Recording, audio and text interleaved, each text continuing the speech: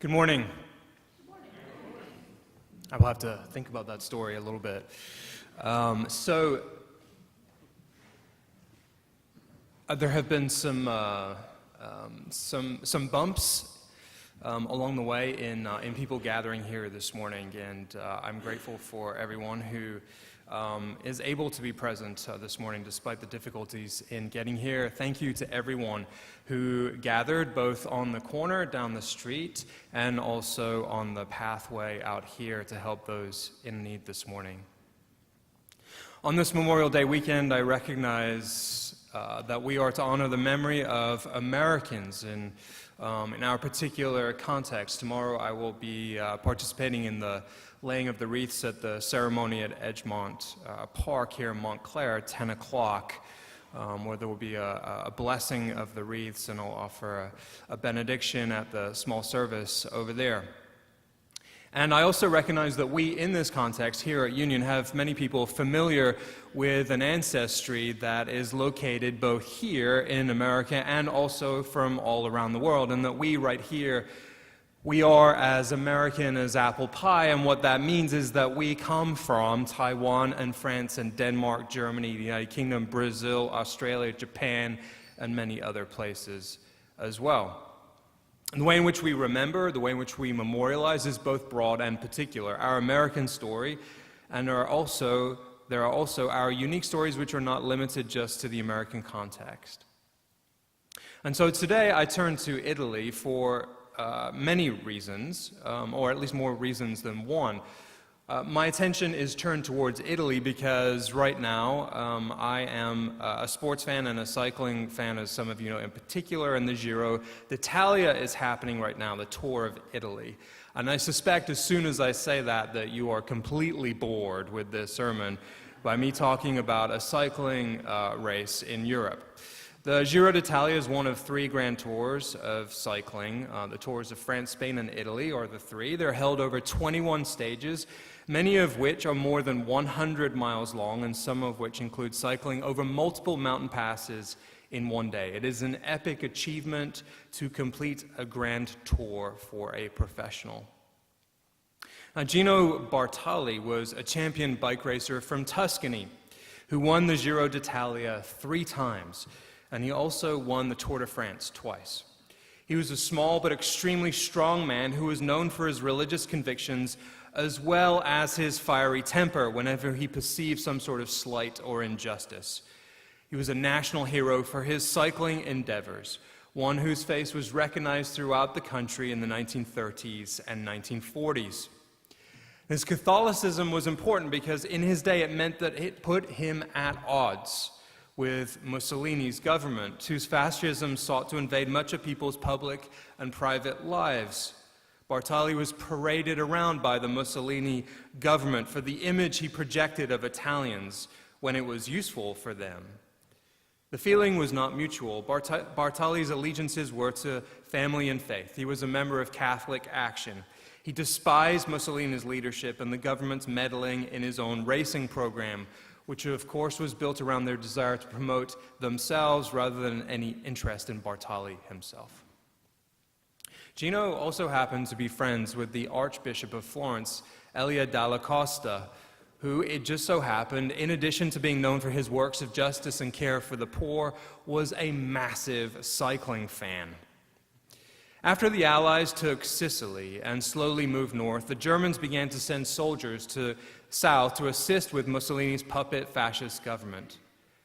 It was Italian police, though, who often rounded up Italian Jews and sent them north to the camps. Thousands would be killed. Hundreds of millions of dollars worth of property would be stolen from Jewish Italian citizens. For a Jew to survive, they needed a network and they needed papers. The network could be kindly landlords and neighbors who looked the other way at their presence. It could be religious people willing to find you a place to hide. But the papers that were acquired were often made by people who were experts in forgery, and there were significant investments of time and resources to ensure that the documents looked authentic. Finding a printer with the right equipment who was willing to do the work was tricky, but there was a man in Assisi, Luigi Brizzi, more on him in a moment, Assisi, the town of Assisi, known for St. Francis, did not have a particularly big Jewish population before 1943.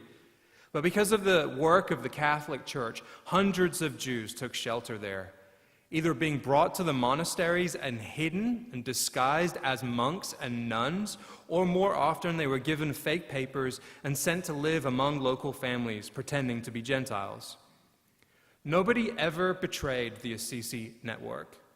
Not one single Jewish person that took refuge in Assisi was sent to a camp.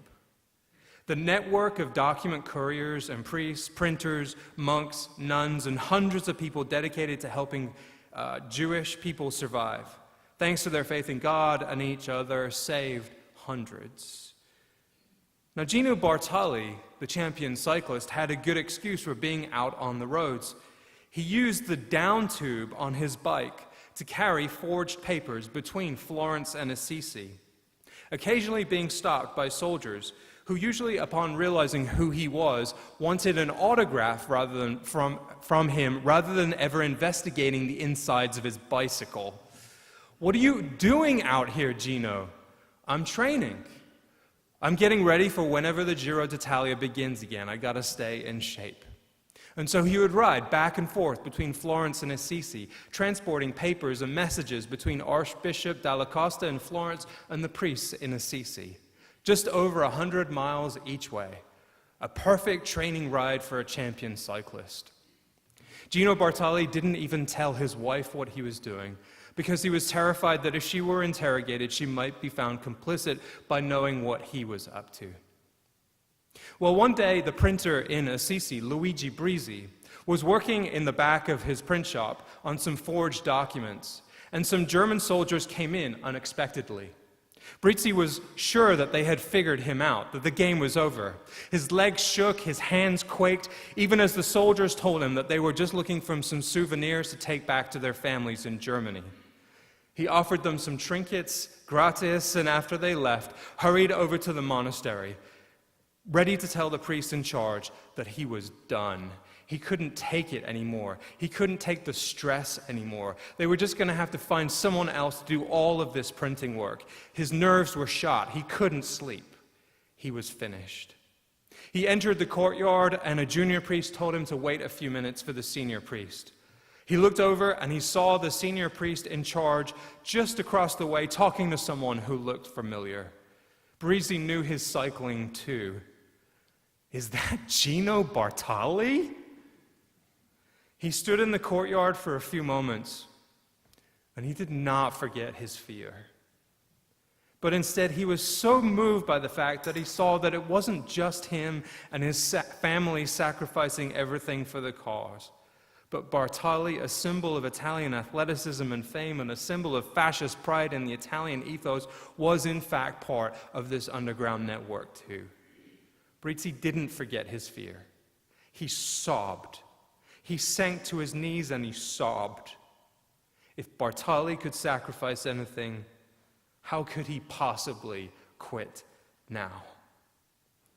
He gathered himself and he went back to work. Luigi Brizzi and his son Trento helped save dozens of people by continuing to forge documents that established new places of birth and Gentile Italian names for Jewish refugees. Yad Vashem recognizes them as righteous among the nations, along with Archbishop Dalla Costa and Gino Bartali. And after the war was over, Gino Bartali, thanks to all of that training in part, would go on to win the Giro d'Italia in 1946 and the Tour de France in 1948, winning an astonishing 7 stages out of the 21 at the latter. Can we even begin to imagine what that looked like for Luigi Brizzi that one day in the courtyard when he was about to quit, at the end of his rope, and then he saw his equivalent of Tiger Woods or LeBron James or Lionel Messi standing at the door receiving instructions on how to continue quietly and daringly participating in this kind of resistance? What helped Gino Bartali do what he did? Was he not afraid? He was deeply worried. He was constantly stressed out. Even though he was often cycling many dozens of miles a day, he was barely sleeping. malnourished as almost everyone in Italy was then, living a life closed off from his own wife, fearful that he would be caught at any moment. He struggled with nightmares for years. Even though he was a champion cyclist who trained at altitude, he smoked all the time to calm himself down. He was known as Gino the Pious for his faith, and angry little Gino for his bad temper and shortness with other people. A true Italian stereotype. If you crossed him, it would take a long time to bury the hatchet, and once the feud was over, he was your greatest friend. But free from worry, free from fear, not Gino Bartali, man of faith and valor. So here's the rub. Jesus tells his disciples, do not let your hearts be troubled. Do not let your hearts be troubled. This is a series of back and forths between Jesus and the disciples who are plainly worried, rightfully worried, deeply fearful. Undoubtedly, John's gospel places so much emphasis on fear and worry and looking to the right things, following the right path, trusting the Spirit, peace-giving, peacemaking. You can guarantee that the church communities out of which this gospel arose were hardly free from fear and worry themselves.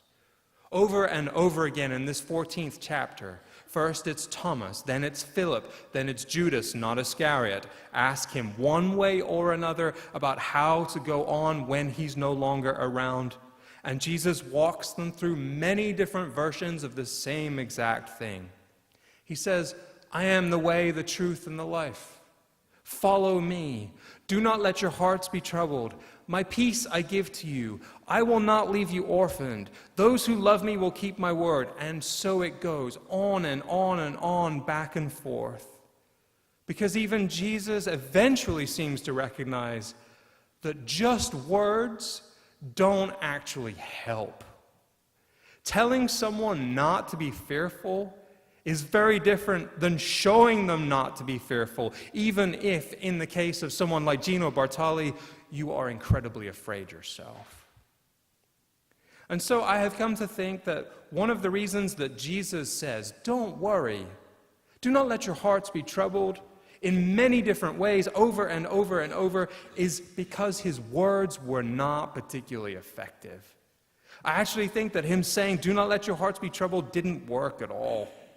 I expect that the disciples did worry a lot after Jesus said these words, and rightly so. The next day they would see Jesus arrested, and they worried when they saw him tried, and they were completely annihilated internally when they saw him crucified. It took Easter Sunday's faith to reframe all of the prior events. The disciples could only be buoyed by a recognition that death was not the end, that hatred couldn't conquer love, and that Rome's peace didn't have the last word. God's did when they were shown, not when they were told. In our age, there is a lot of stress. There is a lot of anxiety among our people. And me, the preacher, saying, don't worry about it. Don't be stressed out. You can get through this. It doesn't do anything. My words don't mean a thing. All I can tell you is that when I ride my bike, I often now think of Gino Bartali. I wonder why, when I am huffing and puffing up a hill, he could pass me on a bike twice as heavy while wearing a wool sweater in summer and smoking a cigarette. And how life can seem so unfair sometimes. But I can also begin to locate my fears and my stresses in his, not simply to shrug mine off as if they no longer count, because to me they do. My fears are my fears, and you can't tell me that they're legitimate or not. My fears matter to me. I'm trying to understand that the ability to endure for the right things comes from a recognition that someone like Gino Bartali believed in Easter Sunday. And that if my faith is solid as an oak some days and downright skeptical on others, I try to remember that my story is not simply my own story, but is bound up in the examples of others, both those here and those long gone from this earth. Because telling myself not to worry is as effective for me as telling others not to worry. It's only when you really believe that faith can carry you through and others are there to shoulder the load with you that the uphill climb becomes a bit more manageable. Because it's not your job and it's not my job to tell someone else to not be afraid. We're forever telling people not to worry, to buck up, just to get it together. Actually, our job is to show them, and sometimes to show ourselves, that we aren't afraid, even when we are. And so, people of God, this week may the wind be at your backs, and the memory of Gino Bartali be in your minds, and the Holy Spirit may it be in your hearts, as you face climbing your steep hills, knowing that God goes with you all the way through to Easter Sunday, because love does have the last word. May God's peace be with you. Amen.